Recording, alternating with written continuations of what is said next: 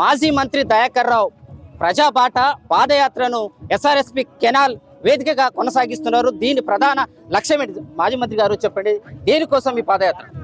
అంటే నాకు ఈ పాదయాత్ర ఒకప్పుడు నేను 100 కిలోమీటర్లు చేశాను బాబ్లీ ప్రాజెక్ట్ మీద. అప్పుడు సుప్రీంకోర్టులో కేసు ఇచ్చి సాధించాను. జైలుకు కూడా పోయాను.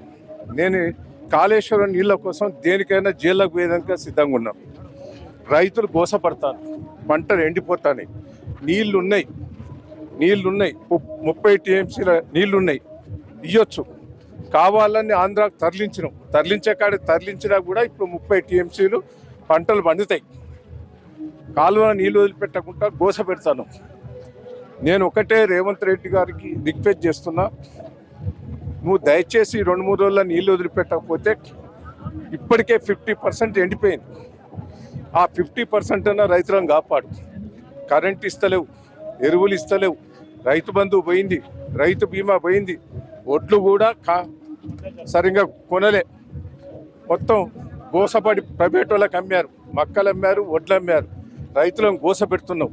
కాళేశ్వరం నుంచి వాటర్ తీయడం సాధ్యం కాదు అంటోంది కాంగ్రెస్ ప్రభుత్వం. మాకు వదిలిపెట్టు, మేము వారం రోజులలో నీళ్ళు ఇస్తాం.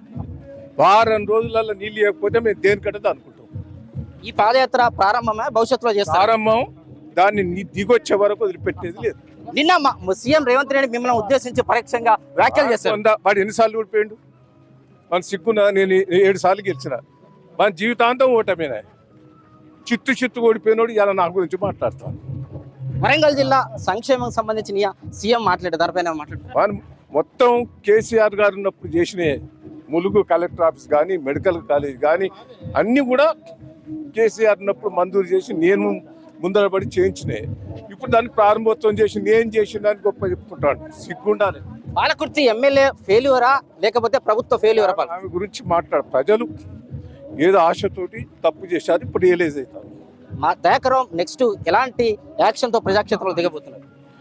నేను ఎప్పుడైనా ప్రజలకు కష్టాలు వచ్చినంటే వాళ్తా, ప్రజల కష్టాల కోసం పోరాటం చేస్తాను. నా 45 ఏళ్ళ రాజకీయాలు నా పని అదే. అవినీతి లేదు, మోసం చేసేది లేదు, అబద్ధాలు ఆడేది లేదు. ప్రజల దగ్గర తిరుగుతున్నారు. ప్రజల నుంచి ఎట్లాంటి రియాక్షన్స్ వస్తున్నాయి? ప్రజలు నిన్న 6 ఊర్లు పోయిన బోనాల పండుగ. ఆ లేడీస్ ఏం మాట్లాడుతుందో మీరే చూసిండ్రు.